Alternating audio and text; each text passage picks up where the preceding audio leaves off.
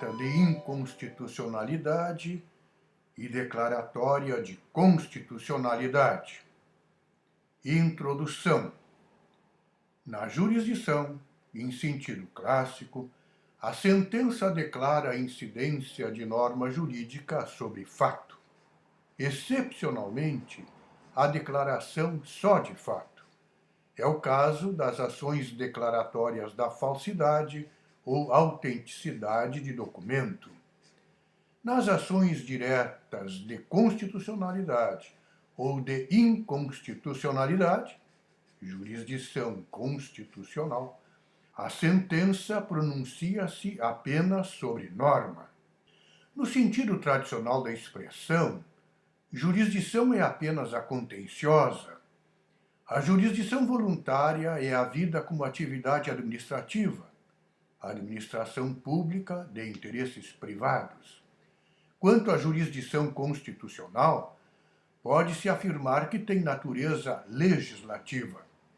Se a introdução de lei no ordenamento jurídico tem natureza legislativa, igual natureza há de ter o ato que retira do ordenamento norma jurídica havida por inconstitucional. Temos, assim, ao lado da jurisdição em sentido clássico, a jurisdição administração e a jurisdição legislação. A jurisdição constitucional, em sentido lato, compreende a jurisdição da liberdade, ações constitucionais, habeas corpus, habeas data, mandado de segurança, mandado de injunção, ação popular, ação civil pública. O controle constitucional difuso, exercido pelos juízes de tribunais em geral e em recurso extraordinário pelo Supremo Tribunal Federal. O controle abstrato, compreendendo a ação direta de inconstitucionalidade, a ação direta de constitucionalidade e a arguição de descumprimento de preceito fundamental. Em sentido restrito, a jurisdição constitucional compreende tão só o controle abstrato, que se origina da Constituição da Áustria de 1920, que seguiu as ideias e concepções de Hans Kelsen. Na Europa, os tribunais constitucionais não integram o Poder Judiciário. Os juízes e tribunais ordinários não podem declarar a inconstitucionalidade de lei. Podem apenas suscitar o incidente de inconstitucionalidade perante o Tribunal Constitucional. É o chamado controle concreto de constitucionalidade. 2. Objeto do controle abstrato. No caso da ação direta de constitucionalidade, a ação pode ser proposta somente contra ato e norma federal e pelo Presidente da República, à mesa das duas casas do Congresso Nacional e pelo Procurador-Geral da República. Mais amplo é o possível objeto de ação direta de inconstitucionalidade. Cabe ação direta de inconstitucionalidade contra emenda constitucional que viole cláusula pétrea, já que a Constituição estabelece que não será objeto de deliberação a proposta de emenda constitucional tendente a abolir a forma federativa do Estado, o voto direto, secreto, universal e periódico, a separação dos poderes, os direitos e garantias individuais. Não cabe, porém, contra a emenda constitucional infiere. Decidiu o Supremo Tribunal Federal. O direito constitucional positivo brasileiro, ao longo de sua evolução histórica, jamais autorizou, como a nova Constituição promulgada em 88 também não admite, o sistema de controle jurisdicional preventivo de constitucionalidade em abstrato. Inexiste, desse modo, em nosso sistema jurídico, a possibilidade de fiscalização abstrata preventiva da legitimidade constitucional de meras proposições normativas pelo Supremo Tribunal Federal. Atos normativos infere, ainda em fase da formação, com tramitação procedimental não concluída, não ensejam e nem dão margem ao controle concentrado ou em tese de constitucionalidade, que supõe, ressalvadas as situações configuradoras de omissão juridicamente relevante, a existência de espécies normativas definitivas, perfeitas e acabadas. Ao contrário do ato normativo, que existe e que pode dispor de eficácia jurídica imediata, constituindo por isso mesmo uma realidade inovadora da ordem positiva, a mera proposição legislativa nada mais encerra do que simples proposta de direito novo, a ser submetida à apreciação do órgão competente para que, de sua eventual aprovação, possa derivar então a sua introdução formal no universo jurídico. A jurisprudência do Supremo Tribunal Federal tem refletido claramente essa posição em tema de controle normativo abstrato, exigindo, nos termos do que prescreve o próprio texto constitucional, e ressalvada a hipótese de inconstitucionalidade por omissão, que a ação direta tenha, e só possa ter, como objeto juridicamente idôneo, apenas leis e atos normativos, federais ou estaduais, já promulgados, editados e publicados. Nesse mesmo acórdão, porém, acenou-se para a possibilidade de proibição judicial através do mandado de segurança, invocando-se como precedente o de número 20.257, ministro Moreira Alves, relator para o acórdão, julgado em 8 de outubro de 80, assim emendado. Mandado de segurança, contrato da mesa do Congresso que admitiu a deliberação de proposta de emenda constitucional, que a impetração alega ser tendente à abolição da República. Cabimento de mandado de segurança em hipótese em que a vedação constitucional se dirige ao próprio processamento da lei ou da emenda, vedando a sua apresentação ou a sua deliberação. Nesses casos, a inconstitucionalidade diz respeito ao próprio andamento do processo legislativo. É isso porque a Constituição não quer, em face da gravidade dessas deliberações, se consumadas, que sequer se chegue à deliberação, proibindo-a taxativamente. A inconstitucionalidade, se ocorrente, já existe antes de o projeto ou de a proposta se transformar em lei ou emenda constitucional, porque o próprio processamento já desrespeita frontalmente a Constituição. Vê-se, portanto, que o Supremo Tribunal considera-se competente, em tese, para proibir deliberação do Congresso Nacional, com invocação do artigo 60, parágrafo 4º da Constituição. A orientação tradicional do Supremo Tribunal Federal era no sentido de que não cabia ação direta de inconstitucionalidade contra a lei orçamentária, por se tratar de lei de efeitos concretos. Essa orientação foi, porém, rompida com a ADI 4048, julgada em 14 de maio de 2008. Nela disse o relator, ministro Gilmar Mendes: não se discute que os atos do poder público, sem caráter de generalidade, não se prestam ao controle abstrato de normas, porquanto a própria Constituição elegeu como objeto desse processo os atos tipicamente normativos, entendidos como aqueles dotados de um mínimo de generalidade e abstração. Ademais, não fosse assim, haveria uma superposição entre a típica jurisdição constitucional e a jurisdição ordinária. Outra de ser, todavia, a interpretação se se cuida de atos editados sob a forma de lei. Nesse caso, houve por bem o Constituinte não distinguir entre leis dotadas de generalidade e aquelas outras, conformadas sem o atributo da generalidade e abstração. Essas leis formais decorrem ou da vontade do legislador ou do desiderato do próprio Constituinte, que exige que determinados atos, ainda que de efeito concreto, sejam editados sob a forma de lei. Verba e graça, lei de orçamento, lei que institui empresa pública, sociedade de economia mista, autarquia e fundação pública.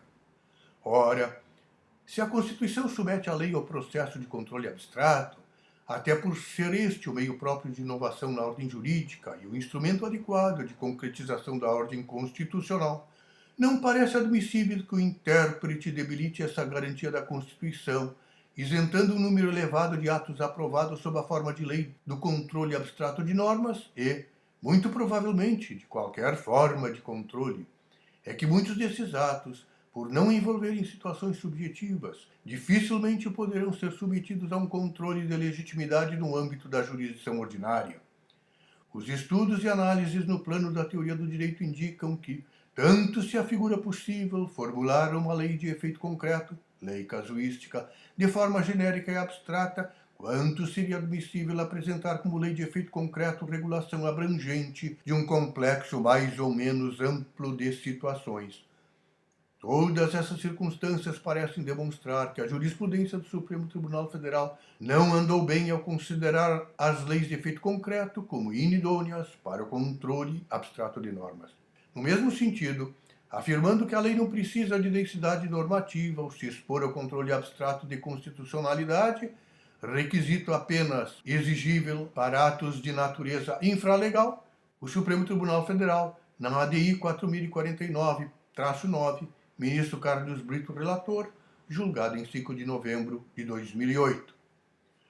O Supremo Tribunal Federal tem tratado a chamada inconstitucionalidade superveniente não como questão constitucional, mas como tema de direito intertemporal. Gilmar Ferreira Mendes critica essa orientação, dizendo que a Constituição e lei encontram-se em níveis de diferente hierarquia.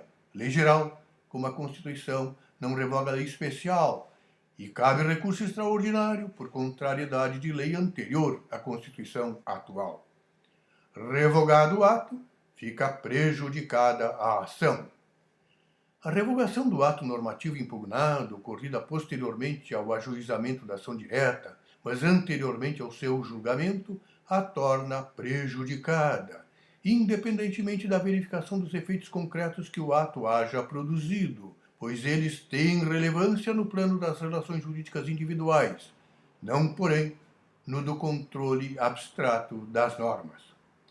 Também fica prejudicada a ação no caso de lei temporária, cujos efeitos se exauriram, nada importando a permanência de efeitos residuais concretos. Cabe ação direta de inconstitucionalidade contra a medida provisória. Convertida em lei, exige-se aditamento da inicial, sob pena de extinção do processo por perda do objeto. Também se exige aditamento, sendo reeditada a medida. A ação fica prejudicada se ela não é aprovada, ou se aprovada com alterações, mesmo meramente formais. Orientação esta criticada por Mendes. Cabe ação direta de inconstitucionalidade contra decreto legislativo. Não é preventiva a ação proposta contra decreto legislativo que aprova tratado internacional. Cabe ação direta de inconstitucionalidade contra decreto do Poder Executivo. Todavia, o Supremo Tribunal Federal não a admite contra decreto regulamentar. Por quê? Se o ato regulamentar vai além do conteúdo da lei ou nega algo que a lei considera a ilegalidade e não inconstitucionalidade. Também cabe ação contra a norma da Constituição Estadual e outros atos normativos, como os editados por pessoas jurídicas de direito público, regimento interno de tribunal, parecer com força normativa, tais como o da Consultoria Geral da República, aprovados pelo Presidente da República. Finalmente, cabe ação direta de inconstitucionalidade contra a omissão. A Constituição dispõe que, declarada a inconstitucionalidade por omissão de medida para tornar efetiva a norma constitucional, será dada a ciência ao poder competente para a adoção das providências necessárias e, em se tratando de órgão administrativo, para fazê-lo em 30 dias. O dispositivo traça claro limite à atuação jurisdicional, diretamente relacionado com o princípio da separação dos poderes, na medida em que, declarada a omissão legislativa, a consequência será a mera comunicação ao Parlamento para a adoção das providências necessárias. Assim, o Judiciário não substitui o legislador, editando em lugar dele a norma reclamada pela Constituição. Tampouco poderá constranger o Legislativo através de astrente ou de outra medida coercitiva. Chega-se, porém, a esse resultado por via do mandado de injunção. 3. Parâmetro de controle. Parâmetro de controle é a Constituição vigente, não, portanto, norma constitucional revogada. Incluem-se, todavia, entre os parâmetros de controle, os princípios constitucionais, ainda que implícitos, notadamente o da razoabilidade ou o da proporcionalidade.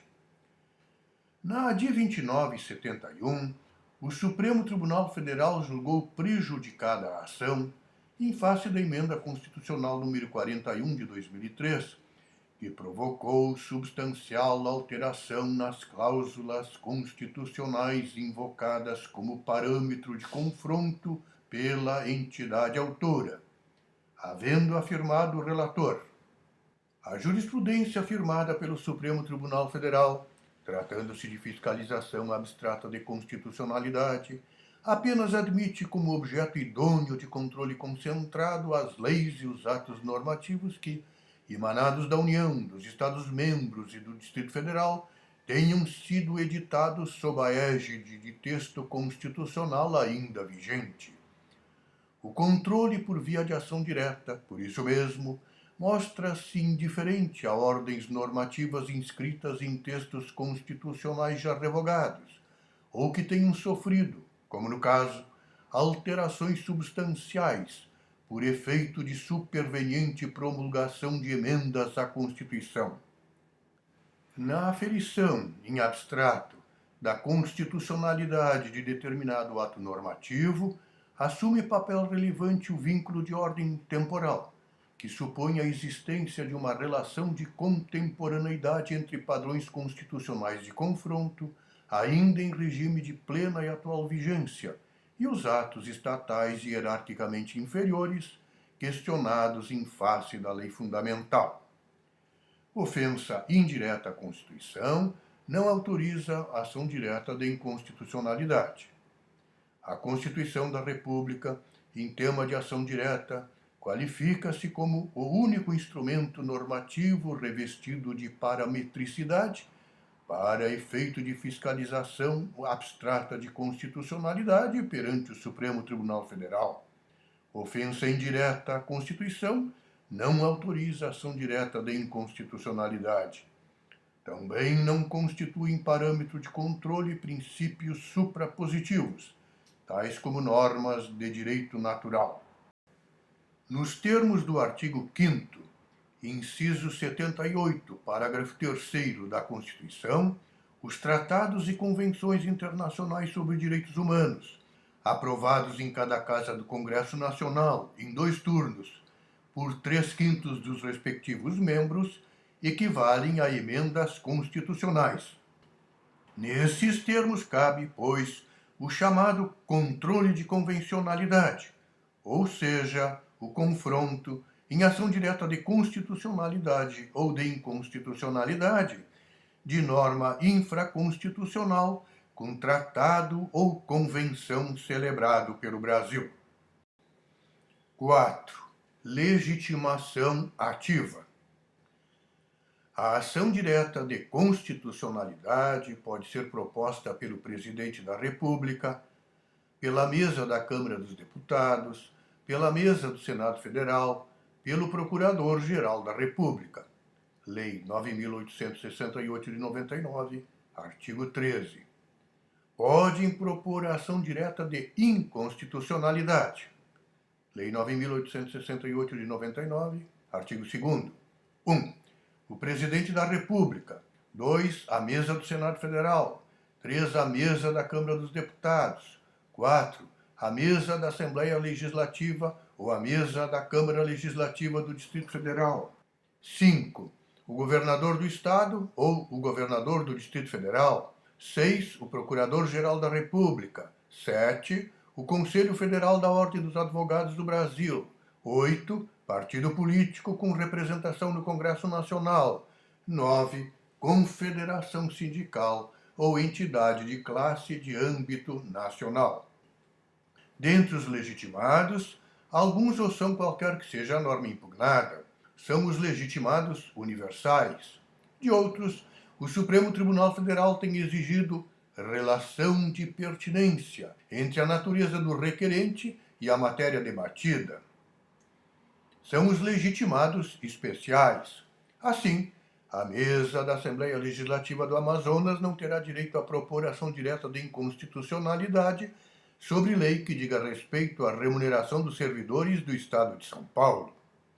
Quanto ao presidente da República, legitimado universal, observa-se que a sanção da lei não impede que o chefe do Poder Executivo proponha a ação. A objeção de que, nesse caso, o presidente da República seria, simultaneamente, autor e réu, é afastada com a consideração de que se trata de processo objetivo, sem partes, como acentua a doutrina alemã. Do Conselho Federal da Ordem dos Advogados não se exige o requisito da pertinência temática. Também não se o exige de partido político. Representado pelo presidente de seu diretório nacional, pode impugnar qualquer ato normativo, independentemente de seu conteúdo material. De governador de estado, o Supremo Tribunal Federal tem exigido relação de pertinência com a pretensão formulada. Ele tem capacidade postulatória, como todos os mencionados no artigo 103, incisos 1 a 7 da Constituição. Várias são as restrições impostas pelo Supremo Tribunal Federal relativamente à legitimação ativa de entidades de classe. Como tais, não se qualificam as que, congregando pessoas jurídicas, apresentam-se como verdadeiras associações de associações, pessoas jurídicas de direito privado que reúnam, como membros integrantes, associações de natureza civil e organismos de caráter sindical, desqualificam-se, precisamente em função do hibridismo dessa composição, como instituições de classe. Reclama-se a participação nelas dos próprios indivíduos integrantes de determinada categoria, e não apenas das entidades privadas constituídas para representá-los. Entidades internacionais que possuam seção brasileira no território nacional não se qualificam como instituição de classe. Composição heterogênea de associação, reunindo pessoas vinculadas a categorias radicalmente distintas, descaracteriza-se como entidade de classe.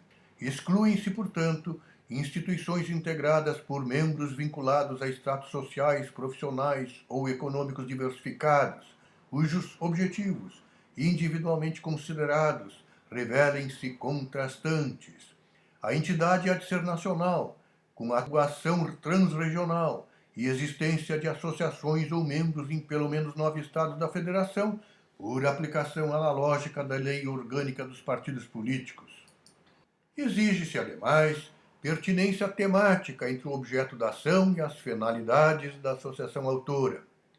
Não tem legitimidade a União Nacional de Estudantes, a Associação dos Ex-Combatentes do Brasil, a Federação das Associações de Militares da Reserva Remunerada, de Reformados e de Pensionistas das Forças Armadas e Auxiliares, a Associação Brasileira de Consumidores, esta porque todos são consumidores.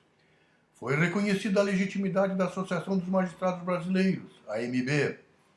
Das entidades sindicais, apenas as confederações têm legitimidade ativa. Entende-se por confederação a que atende aos requisitos do artigo 535 da Consolidação das Leis do Trabalho. Negou-se legitimidade à Federação das Entidades dos Oficiais Militares Estaduais, FENEME, por não representar a totalidade dos membros da categoria profissional dos militares estaduais, além de não constituir confederação. Também se negou legitimidade à Federação das Entidades Representativas dos Oficiais de Justiça Estaduais do Brasil, FOGEBRA. Igualmente negou-se legitimidade à Associação Nacional dos Magistrados Estaduais, ANAMAGES, porque não comprovada, em concreto, sua abrangência nacional, restringindo-se, ademais, a apenas uma fração da classe da magistratura nacional. Reconheceu-se, contudo, sua legitimidade, embora representando apenas fração da classe dos magistrados, devido à peculiaridade de que se estava a questionar lei direcionada especificamente à magistratura do Rio de Janeiro, e não à magistratura como um todo. A Confederação Nacional de Dirigentes Logistas não tem legitimidade para propor ação direta de inconstitucionalidade, porque não registrada no Cadastro Nacional de Entidades Sindicais mantido pelo Ministério do Trabalho e Emprego. A legitimidade da Confederação Nacional do Comércio para questionar dispositivos de setores do comércio foi reconhecida. também foi reconhecida a legitimidade da Confederação Nacional dos Trabalhadores em Educação para questionar normas relativas ao regime do magistério. A Fundação Nacional de Combate à Corrupção, Defesa da Cidadania, Meio Ambiente e Proteção do Consumidor, ODB, Ordem de Defesa do Brasil, voltada a finalidades cívicas diversas, dentre elas a defesa de consumidores, não se enquadra no conceito de entidade de classe para fins de promoção de ação direta de inconstitucionalidade. A ATRICOM, Associação dos Membros do Tribunal de Contas, suposta pertinência temática, pode propor ação direta de inconstitucionalidade, por se tratar de entidade de classe de âmbito nacional. O Supremo Tribunal Federal rejeitou a preliminar de ilegitimidade ativa na ação proposta pela Associação Nacional dos Editores de Livros, ANEL, de que resultou interpretação conforme a Constituição aos artigos 20 e 21 do Código Civil, sem redução do texto, para, em consonância com os direitos fundamentais à liberdade de pensamento e de sua expressão, de criação artística, produção científica, declarar inexigível a autorização de pessoa biografada relativamente a obras biográficas literárias ou audiovisuais, sendo também desnecessária a autorização de pessoas retratadas como coadjuvantes ou de seus familiares, em caso de pessoas falecidas ou ausentes. 5. Procedimento. Sobre a petição inicial, dispõe os artigos 3º e 14 da Lei 9.868 e 99, para a ação de inconstitucionalidade e a de constitucionalidade, respectivamente. Destaca-se que, na ação de constitucionalidade, a inicial deve comprovar a existência de controvérsia judicial relevante sobre a aplicação do dispositivo objeto da ação. Controvérsia doutrinária não autoriza a propositura da ação. Gilmar Mendes advoga o entendimento do cabimento da ação se os tribunais pronunciam, unanimemente, a inconstitucionalidade. Assim, a exigência de demonstração de controvérsia judicial há de ser entendida, nesse contexto, como relativa à existência de controvérsia jurídica relevante, capaz de afetar a presunção de legitimidade da lei e, por conseguinte, a eficácia da decisão legislativa. Na ADI 2187, o Supremo Tribunal Federal exigiu, sem fundamento legal, procuração com poderes específicos para atacar a norma impugnada, do que resultou a desistência da ação proposta. O pedido é essencial para a jurisdição constitucional, uma vez que dele depende, em determinada medida, a qualificação de órgão decisório como um tribunal. A forma judicial constitui característica peculiar, que permite distinguir a atuação da jurisdição constitucional de outras atividades de cunho meramente político. A despeito da necessidade legal da indicação dos fundamentos jurídicos na petição inicial, não fica o Supremo Tribunal Federal adstrito a eles na apreciação que faz da constitucionalidade dos dispositivos constitucionados. É o que ensina Gilmar Ferreira Mendes. Petição inicial inepta, não fundamentada ou manifestamente improcedente pode ser liminarmente indeferida pelo relator, decisão de que cabe agravo. Aditamento é exigido com relação às medidas provisórias reeditadas ou convertidas em lei. Proposta a ação, não se admite desistência. Na ação de inconstitucionalidade, o relator pede informações aos órgãos ou às autoridades das quais emanou a lei ou o ato normativo impugnado, as quais devem ser prestadas no prazo de 30 dias. Não se admite intervenção de terceiros. Contudo, nas ações de inconstitucionalidade, o relator pode, por despacho irrecorrível, admitir a manifestação de órgãos ou entidades por ele indicados.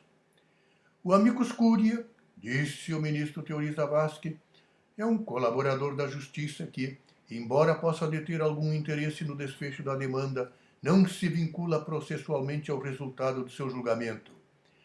É que sua participação no processo ocorre e se justifica não como defensor de interesses próprios, mas como agente habilitado a agregar subsídios que possam contribuir para a qualificação da decisão a ser tomada pelo tribunal. A presença do amicus curiae no processo se dá, portanto, em benefício da jurisdição, não se configurando, consequentemente, um direito subjetivo processual do interessado.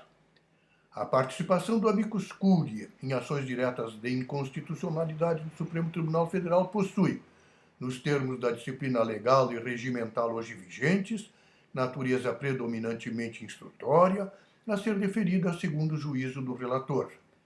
A decisão que recusa pedido de habilitação de amicus curiae não compromete qualquer direito subjetivo, nem acarreta qualquer espécie de prejuízo ou de sucumbência ao requerente, circunstância por si só suficiente para justificar a jurisprudência do tribunal que nega a legitimidade recursal ao preterido.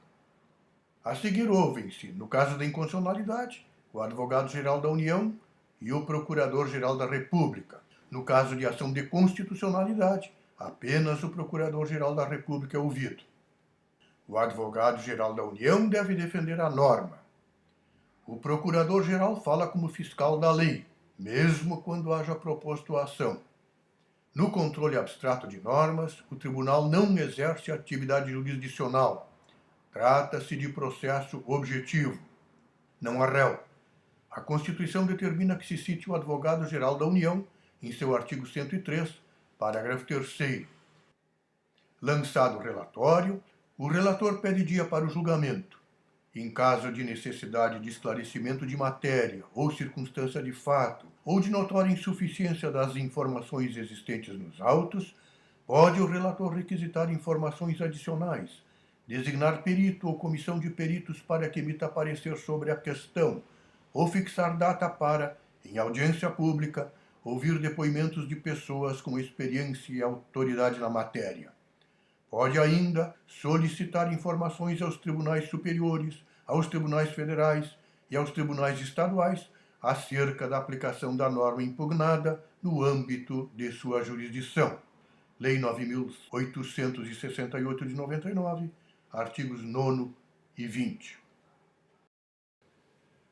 6. Medida cautelar. As ações diretas de inconstitucionalidade ou de constitucionalidade admitem medida cautelar, mais precisamente, antecipatória, concedida pela maioria absoluta dos membros do Supremo Tribunal Federal.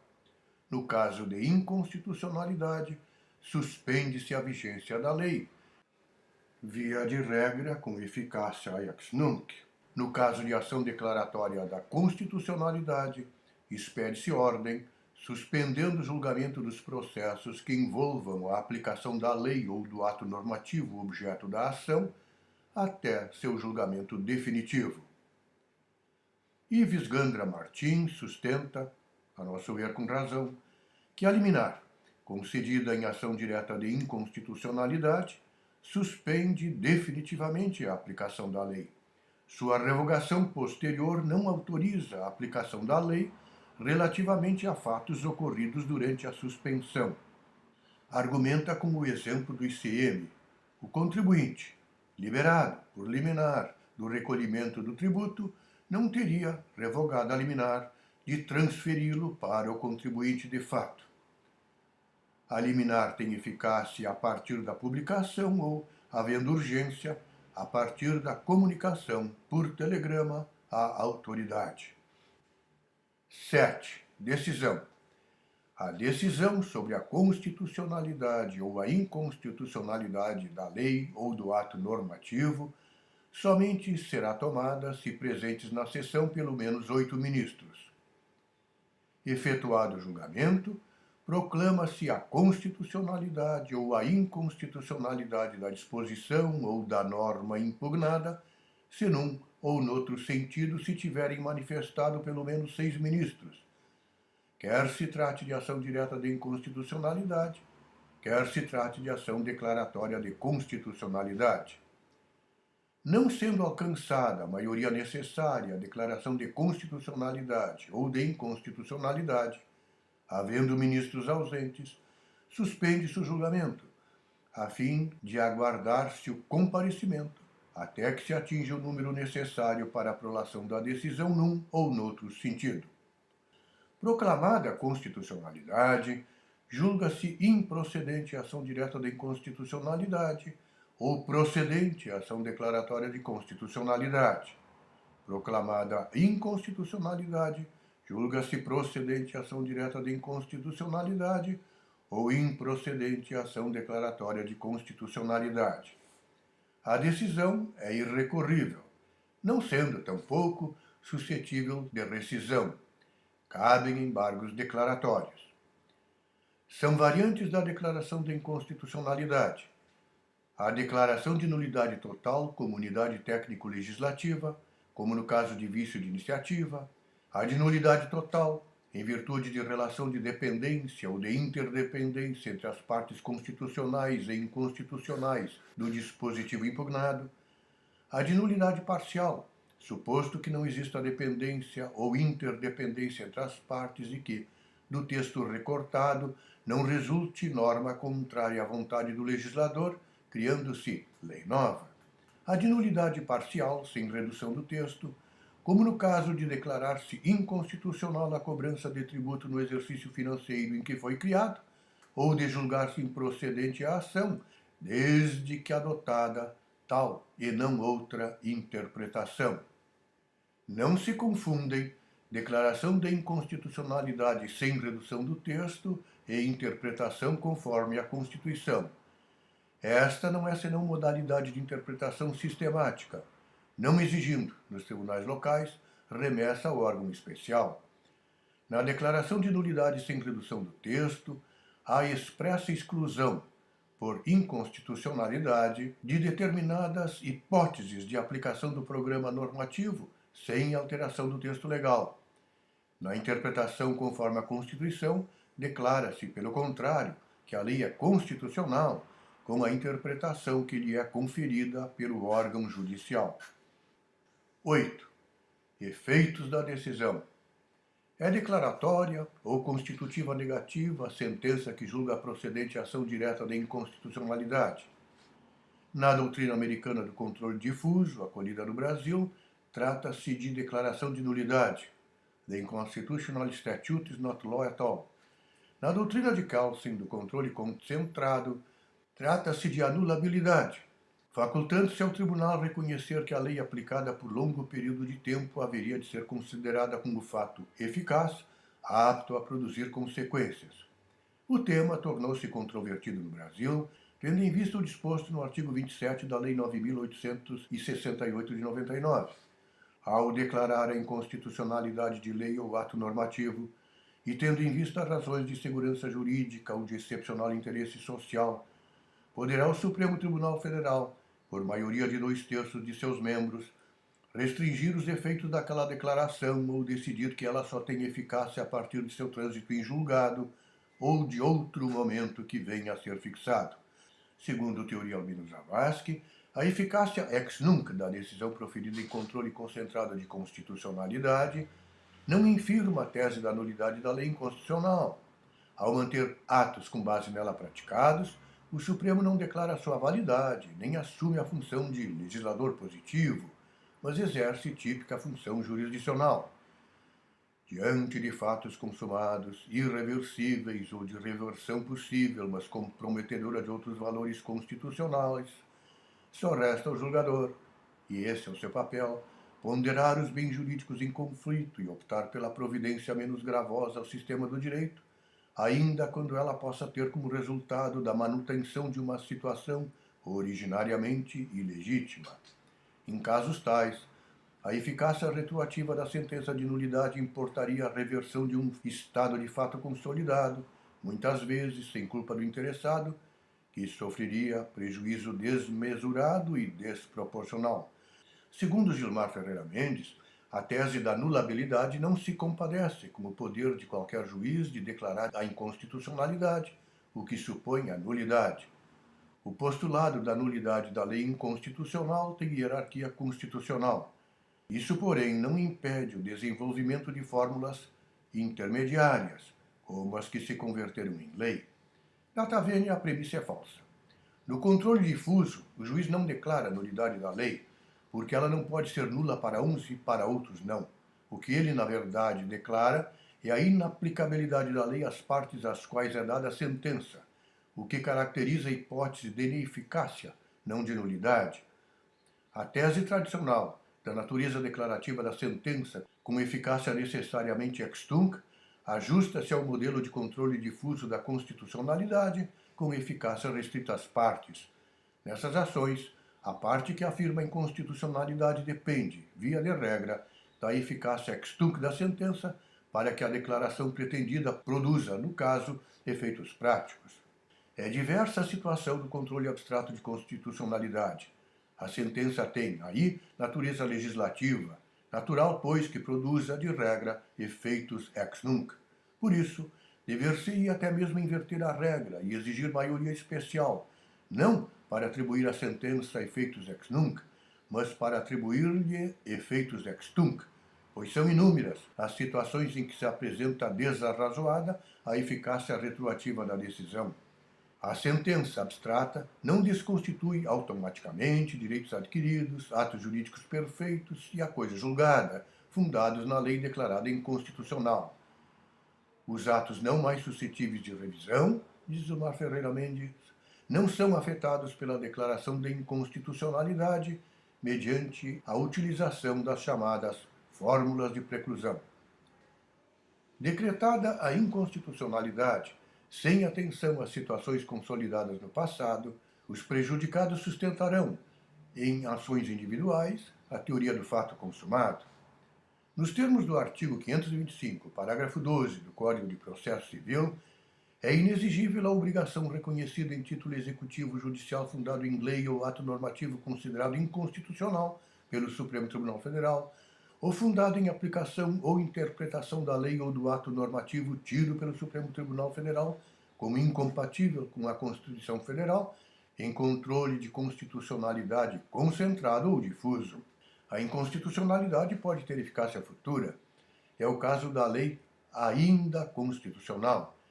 Gilmar Ferreira Mendes aponta como exemplo decisões do Supremo Tribunal Federal, admitindo o prazo em dobro para a Defensoria Pública até que sua organização nos Estados alcance o nível da organização do respectivo Ministério Público e reconhecendo legitimidade ativa ao Ministério Público para promover a execução civil da sentença penal condenatória, onde não houver Defensoria Pública. Na ADI 3022, julgada em 2004, o Supremo Tribunal Federal declarou inconstitucional norma que atribuía à Defensoria Pública do Estado do Rio Grande do Sul a assistência judicial a servidores processados por ato praticado em razão do exercício de suas atribuições funcionais, estabelecendo, porém, que os efeitos dessa decisão passariam a valer a partir do dia 31 de dezembro daquele ano. A sentença, proferida em ação abstrata, tem eficácia contra todos e efeito vinculante. O artigo 28, parágrafo único, da Lei 9.868 de 99 estabelece a declaração de constitucionalidade ou de inconstitucionalidade, inclusive a interpretação conforme a Constituição e a declaração parcial de inconstitucionalidade sem redução do texto, tem eficácia contra todos e efeito vinculante em relação aos órgãos do Poder Judiciário e à administração pública federal, estadual e municipal. Segundo Mendes, o efeito vinculante, instituto desenvolvido no direito alemão, significa mais do que força de lei ou força de coisa julgada, por implicar eficácia, não apenas à parte dispositiva da decisão, mas também aos chamados fundamentos ou motivos determinantes. Segundo esse entendimento, a eficácia da decisão do tribunal transcende o caso singular, de modo que os princípios dimanados da parte dispositiva e dos fundamentos determinantes sobre a interpretação da Constituição devem ser observados por todos os tribunais e autoridades nos casos futuros. Outras correntes doutrinárias sustentam que, tal como a coisa julgada, o efeito vinculante limita-se à parte dispositiva da decisão, de modo que, do prisma objetivo, não haveria distinção entre coisa julgada e o efeito vinculante. Diz mais, independentemente de se considerar a eficácia erga omnes como simples coisa julgada com eficácia geral, ou de se entender que se cuida de instituto especial que afasta a incidência da coisa julgada nesses processos especiais, é certo que se cuida de um instituto processual específico do controle abstrato de normas e, Portanto, declarada a constitucionalidade de uma norma pelo Supremo Tribunal, ficam também os órgãos do Judiciário obrigados a seguir a orientação fixada pelo próprio guardião da Constituição. A eficácia vinculante impede a edição de norma posterior idêntica. O efeito vinculante não vincula o próprio Supremo Tribunal Federal. Veja-se o artigo 102, parágrafo 2º da Constituição. As decisões definitivas de mérito, proferidas pelo Supremo Tribunal Federal, as ações declaratórias de constitucionalidade de lei ou ato normativo federal, produzirão eficácia contra todos e efeito vinculante relativamente aos demais órgãos do Poder Judiciário e ao Poder Executivo. Em particular, é possível posterior declaração de inconstitucionalidade pelo próprio Supremo Tribunal Federal, havendo mudança das circunstâncias fáticas ou relevante alteração das concepções jurídicas dominantes.